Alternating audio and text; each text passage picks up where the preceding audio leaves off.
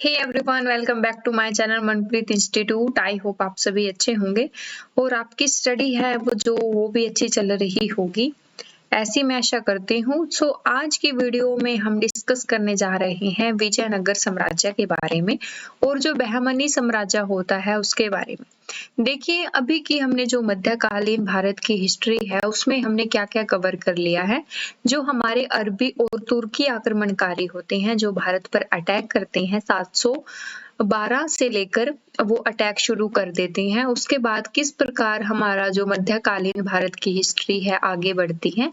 उसके बाद अटैक करने के बाद काफी लोग आते हैं भारत पर अटैक करने और मैंने आपको सारा पढ़ा दिया है। उसके बाद दिल्ली सल्तनत की स्थापना होती है और दिल्ली सल्तनत में 5 वंश चलते हैं, जिसमें जो मैंने आपको पिछली वीडियो में कवर कराया था। उस दिल्ली सल्तनत के 5 वंश के साथ साथ ही एक विजयनगर की साम्राज्य जो होता है उसकी स्थापना हो जाती है। बहमनी साम्राज्य राज्य की स्थापना होती है। वो स्थापना किस प्रकार होती है और किस प्रकार आगे वर्क चलता है, किस प्रकार इतिहास को आगे बढ़ाया जाता है, आज उसके बारे में डिस्कस करेंगे। तो प्लीज आप एंड तक जरूर बने रहें और यदि किसी की कोई क्वेरी है तो आप हमें कमेंट कर सकते हैं, ठीक है जी। और यदि आप हमारे चैनल पर नए हैं तो प्लीज लाइक शेयर जरूर कर दीजिए। और अगर आपको किसी वीडियो का पीडीएफ चाहिए, कोई अपडेशन चाहिए, तो आप हमारा टेलीग्राम चैनल है उसे ज्वाइन कर सकते हैं, वहां आपको सारे पीडीएफ मिल जाएंगे। तो शुरू करते हैं हम आज की वीडियो अपनी और डिस्कस करते हैं विजयनगर साम्राज्य के बारे में। विजयनगर साम्राज्य की स्थापना होती है 1336 ईस्वी में, जिसे 2 भाई करते हैं जिनका नाम होता है हरिहर और एक होता है बुक्का। मतलब विजयनगर की स्थापना करने वाले 2 भाई होते हैं जो हरिहर बुक्का होते हैं। कब करते हैं? 1336 ईस्वी में करते हैं। हरिहर बुक्का ने अपने पिता संगम के नाम पर संगम राजवंश की स्थापना करी। मतलब ये अपने पिता के नाम पर है जो वंश की आगे स्थापना करते हैं, आगे बढ़ाते हैं। विजयनगर साम्राज्य की जो राजधानी होती है हम्पी होती है। देखिए, क्वेश्चन काफी बार एग्जाम में पूछे जाते हैं, वो राजधानियों से रिलेटेड पूछे जाते हैं। यदि आप यूजीसी नेट हिस्ट्री की तैयारी करते हैं तो आपको ये राजधानियां हैं वो टिप्स पर होनी चाहिए बिल्कुल, क्योंकि वहां ये 7 से 8 क्वेश्चन जरूर बनते हैं राजधानियों के बारे में, ठीक है जी। लेकिन अगर आप कोई वनडे एग्जाम देते हैं जैसे कोई भी, तो आपको ये फिर भी याद रखनी है। विजयनगर साम्राज्य राजभाषा थी तेलुगु। मतलब इनकी जो राजभाषा मानी जाती थी तेलुगु मानी जाती थी, ठीक है जी। आगे बढ़ते हैं। जो बुक्का प्रथम होता है ने देवमार्ग प्रस्थ पाठ की उपाधि धारण करी थी, ठीक है जी। हरिहर द्वितीय ने संगम शासकों के सबसे पहले महाराजाधिराज की उपाधि धारण करी थी। मतलब जो संगम शासक थे उसमें जो सबसे पहले महाराजाधिराज की उपाधि धारण करने वाले थे वो कौन थे? हमारे हरिहर द्वितीय। इटली का यात्री निकोलो काटनी विजयनगर की यात्रा पर देवराय प्रथम के शासनकाल में भारत आया था। अब आपको ये भी याद रखना है कि किसके शासनकाल में कौन सा यात्री आता है, तो उस यात्री का भी हमें समकालीन पूछ लिया जाता है एग्जाम में। तो आपको ये छोटी छोटी चीजें याद रखनी है।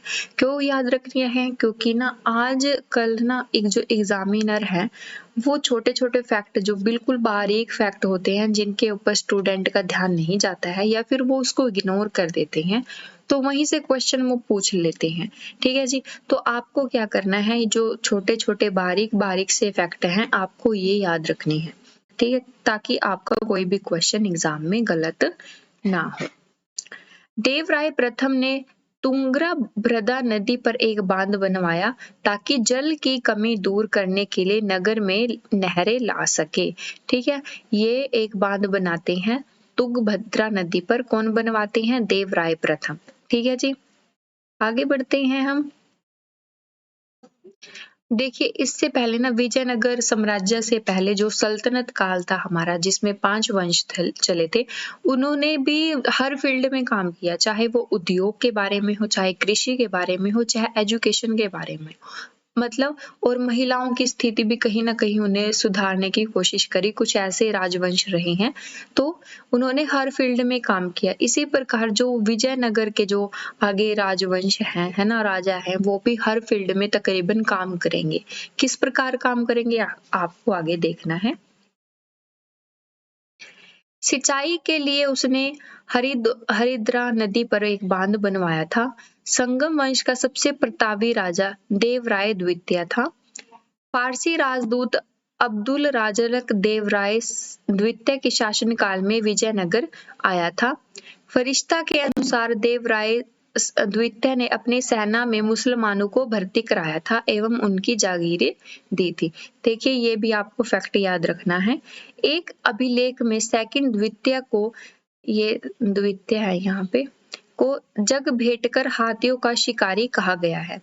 देखिए एक अभिलेख है उसमें जो देवराय द्वितीय होते हैं उनको हाथियों का शिकारी कहा गया है। आगे बढ़ते हैं हम। जो देवराय ने संस्कृत ग्रंथ महान नाटक सुधा निधि एवं ब्रह्मा सूत्र पर भाष्य लिखा था। मल्लिकार्जुन को प्रौढ़ देव राय भी कहा जाता है, मतलब इनको इस नाम से भी जाना जाता है।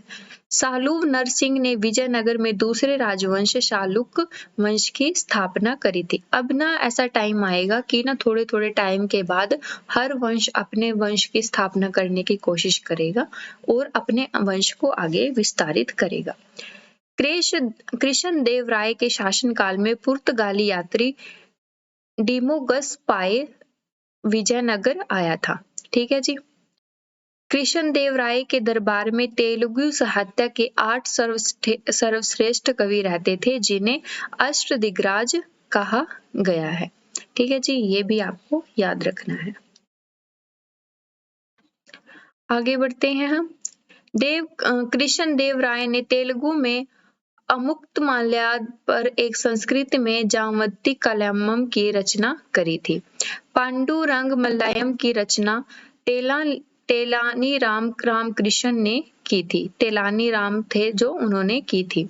विष्ट स्वामी मंदिर का निर्माण कृष्ण देव ने करवाया था। जो ये बड़े बड़े से काम करते हैं ना, कोई पुस्तक लिखवा दी, ठीक है, किसी की रचना कर दिया, कोई मंदिर बनवा दिया, तो आपको ये भी याद रखने हैं क्योंकि यहाँ से भी क्वेश्चन पूछ लिए जाते हैं। तालीकोटा युद्ध के कारण विजयनगर का पतन का जो विजयनगर था उसका पतन हो जाता है, जो तालीकोट का युद्ध होता है। तालीकोटा युद्ध के बाद सदाशिव ने तेलुगु के सहयोग से पेन्नुकोंडा को राजधानी बनाकर शासन करना प्रारंभ किया था। विजयनगर के चौथे राजवंश आराविडु वंश 1570 से लेकर 1672 ईस्वी की स्थापना तोरुमल्ल ने की थी। ठीक है, ये जी आपको फैक्ट याद रखने हैं। देखिए मैंने पहले भी बताया है कि लूसेंट में केवल फैक्ट दिए हैं, आपको फैक्ट के ऊपर ज्यादा काम करना है, लेकिन जो स्टोरी बताने का काम करती हूँ मैं वो आपको याद रखनी है ताकि आप एग्जाम तक उसको याद रखें। नेक्स्ट बढ़ते हैं हम। अराविडु शासक केकट द्वितीय के शासनकाल में वाडेयार ने 1612 ईस्वी में मैसूर राज्य की स्थापना की थी। विजयनगर कालीन सेना नायकों को नायक कहा जाता है। आयकर व्यवस्था प्रशासन को सुचारू रूप से संचालित करने के लिए प्रत्येक ग्राम को एक स्वतंत्र इकाई के रूप में संगठित किया गया है। देखिए ये ऐसे फैक्ट हैं, इनमें समझाने की कोई भी मतलब मेरे को ऐसा लगता नहीं कि कोई नीड है, आपको ये ऐसे ही पढ़ने हैं। कणिक नाम अंगर के पास जमीन के क्रय विक्रय से संबंधित समस्त दस्तावेज होते थे। मतलब ये ऐसा व्यक्ति होता था जो जमीन से रिलेटेड, जो भूमि से रिलेटेड सारे जो दस्तावेज यानी डॉक्यूमेंट अपने पास रखता था। विजयनगर साम्राज्य की आय का सबसे बड़ा स्रोत था लगान। लगान इट मीन्स जो कर वो वसूल करते थे। देखिए कर वाली प्रणाली ना प्राचीन काल से शुरू हो गई थी, है ना। प्राचीन काल से ही लोग करों के ऊपर, भूमि के ऊपर टैक्स लगाते थे, उनके ऊपर डिपेंड हो गए थे जो राजा लोग थे। तो ये मध्यकाल तक भी पूरी मतलब अपने चरम सीमा पर थी। जो होता था आगे विवाह कर वधु एवं वधु दोनों से लिया जाता था। मतलब विवाह कर ऐसा था कि जो वर पक्ष है उससे भी लिया जाता था, जो वधु पक्ष है उससे भी लिया जाता था। विधवा से विवाह करने वाले इस कर से मुक्त होते थे। अगर कोई विधवा जो है फीमेल से शादी करता है तो उसको किसी प्रकार का कर नहीं देना पड़ता था। तो ये मोस्ट इम्पोर्टेंट फैक्ट है, आपको याद रखना है कि विवाह के उपरांत किससे भी जो है कर नहीं लिया जाता था, वो विधवा से कर नहीं लिया जाता था। उबलिंग ग्राम में विशेष सेवाओं के बदले दी जाने वाली लगान मुक्ति भूमि की भूधारण पद्धति थी। रतकोंगने युद्ध में शौर्य का प्रदर्शन करने वाले मृत लोगों के परिवार को दी गई भूमि को कहा जाता था। देखिए ये ऐसी शब्दावली है, काफी बार शब्दावली डायरेक्ट एग्जाम में पूछ ली जाती है, तो आपको शब्दावली के ऊपर भी मेन फोकस रखना है ताकि आप शब्दावली के अकॉर्डिंग जो है क्वेश्चन को सोल्व कर सकें, आपको किसी प्रकार की कोई जो है प्रॉब्लम ना आए। ठीक है जी। कुटीग्रन ब्राह्मण मंदिर या बड़े भूस्वामी जो स्वयं कृषि नहीं करते थे, ध्यान रखिए जो स्वयं कृषि नहीं करते थे इट मीन्स कराते थे, किसानों को पट्टे पर भूमि देते थे या ऐसी भूमि को कुंगी कहा जाता था। मतलब जैसे आज के वर्तमान टाइम में हम कह देते हैं ग्रामीण इलाकों में जैसे कि भूमि बटाई पर दे दी है ना, कि मतलब जो मालिक है असली मालिक अलग है, वो काम नहीं करता, आगे जो उस किसी को भूमि बटाई पर देता है, ठीक है, वो आगे काम करते हैं। तो ये ऐसी सी पद्धति यहाँ अपनाई गई थी। आगे बढ़ते हैं। विजयनगर का सैन्य विभाग कदाचार कहलाता था। जो सैन्य शक्ति होती है, जो सैन्य डिपार्टमेंट होता था, वो क्या कहलाता था? कदाचार। उत्तर भारत से दक्षिण भारत में आकर बसे लोगों को बवड़ा कहा जाता था। विजयनगर में दास प्रथा प्रचलित थी। इट मीन्स यहाँ पर दास प्रथा है वो अपने उस पे पूरे चरम पे थी, मतलब लोगों को दास बनाकर, ठीक है जी, उनसे काम कराया जाता था। मनुष्यों के क्रय विक्रय को वेश्वग कहा जाता था। मंदिरों में रहने वाली स्त्रियों को देवदासी कहा जाता था। मतलब जो मंदिरों में रहती थी जो फीमेल, उनको देवदासी कहा जाता था।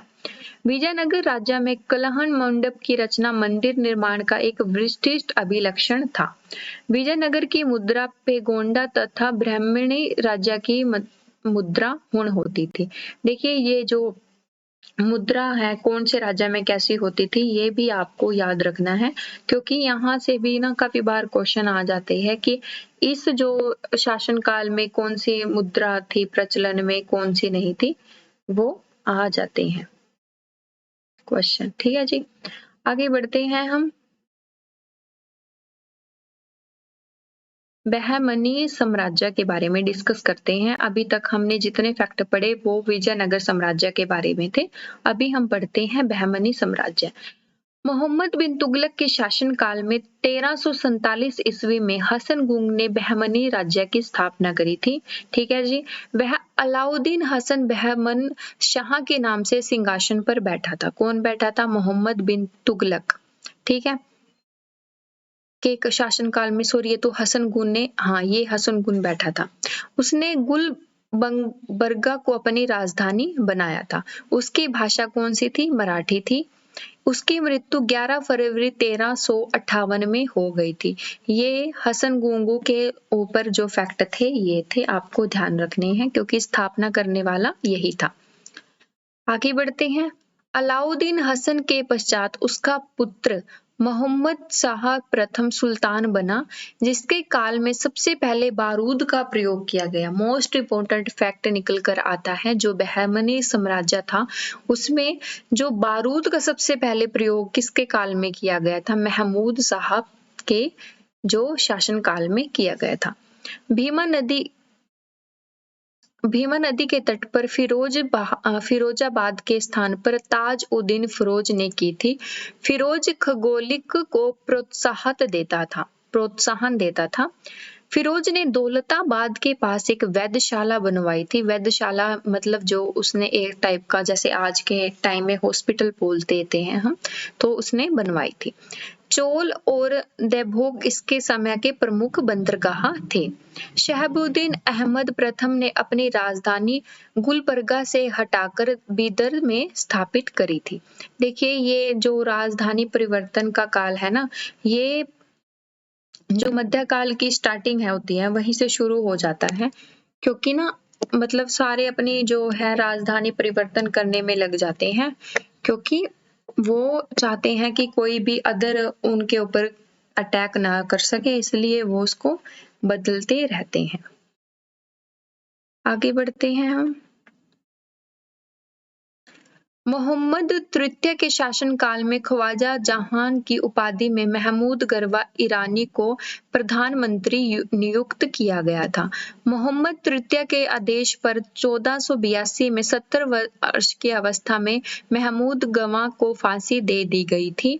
महमूद गवा ने बीदर में एक महाविद्यालय मदरसा की स्थापना कराई थी। रिजाउल इश्ना से महमूद गवाओं के पत्रों का संग्रहण किया गया था। 1470 ईस्वी में रूसी यात्री निकेतन ब्राह्मणी साम्राज्य बीदर की यात्रा पर आया। इस समय बहनी साम्राज्य पर मोहम्मद तृतीय का शासन था। ठीक है, ये तृतीय है यहाँ पर। ठीक है जी, ये फैक्ट आपको ध्यान रखने हैं। आगे बढ़ते हैं हम। कलीम उल बहमनी वंश का अंतिम शासक था। देखिए आपको कुछ याद रहे ना ही रहे, लेकिन जब आप किसी शासन काल के बारे में पढ़ते हैं, ठीक है, किसी साम्राज्य के बारे में पढ़ते हैं, तो आपको उसका फाउंडर यानी कि उसका संस्थापक पता होना चाहिए, किसने स्थापना करी, उसका अंतिम शासक पता होना चाहिए। ठीक है, फर्स्ट और अंतिम शासक और फाउंडर कौन था ये आपको पता होना चाहिए, ताकि क्योंकि यहाँ से क्वेश्चन पूछ लिए जाते हैं, वो अरेंज करने वाले क्वेश्चन पूछे जाते हैं यहाँ से कि पहला शासक कौन था, अंतिम शासक कौन था, तो बच्चे वहां कंफ्यूज हो जाते हैं। इसकी मृत्यु के समय बहमनी राज्य 5 स्वतंत्र राज्यों में बट गया था। सुल्तान के महल तथा दरबार की सुरक्षा के लिए विशेष अंगरक्षक सैनिक दल था, जिसे खाक ए खिल कहा जाता था। यह 4 भाग या नौबत में विभाजित थे, जिसके मुख्य अधिकारी सर एवं नौबत होता था। उसने अपने पुस्तकालय का अध्यक्ष प्रसिद्ध संस्कृत विद्वान वामन पंडित को बनाया था। उसके उत्तराधिकारियों ने संस्कृत एवं मराठी भाषा को प्रथम देना जारी किया था। ठीक है जी, आगे बढ़ते हैं हम। आगे है इब्राहिम आदिल शाह द्वितीय किताब एवं नोरस नाम की एक पुस्तक की रचना की, जिसमें गीतों को विभिन्न रागों में बांधकर प्रस्तुत किया गया है। देखिए ये भी इम्पोर्टेंट रचना है एक, जिसमें सॉन्ग के बारे में बात करी गई है, म्यूजिक के बारे में बात करी गई है। उसने नोरसपुरम नामक एक राजधानी बनाई थी। अपने व्यापक दृष्टिकोण के कारण यह जगत गुरु कहलाया। ठीक है, ये भी आपको याद रखना है। मोहम्मद कुली कुतुब शाह ने 1591-92 में हैदराबाद के बीच 4 मीनार बनवाई थी। आगे बढ़ते हैं। हैदराबाद शहर का कुली कुतुब शाह ने ही बनवाया था। इब्राहिम रोजा और गुल गोबिंद बीजापुरी इमारतों में सबसे प्रसिद्ध है। इब्राहिम रोजा इब्राहिम आलिद शाह का मकबरा है। ठीक है जी, ये थे लूसेंट के फैक्ट। इतना मतलब फैक्ट था, इसमें इतना कुछ समझाने का नहीं था, इसलिए मैंने सिर्फ फैक्ट को अच्छे से आपको बताया है। ठीक है जी, अगर आपकी फिर भी किसी की कोई क्वेरी हो तो आप हमें पूछ सकते हैं, और प्लीज ना वीडियो को जरूर लाइक करें। लाइक शेयर आप नहीं करते हो और फिर हमें ना ऐसा लगता है कि ना मतलब हमें मतलब डिमोटिवेट से हो जाते हैं हम, अगर आप लाइक नहीं करते, तो आप हमारा मोटिवेशन बना कर रखें। प्लीज लाइक शेयर जरूर करें। ठीक है जी, और कोई भी अपडेशन लेनी हो तो टेलीग्राम चैनल है, वो आप ज्वाइन कर सकते हैं। तो फिर थैंक्स फॉर वॉचिंग, मिलते हैं अगली नेक्स्ट वीडियो में। तो थैंक्स फॉर वॉचिंग, जय हिंद।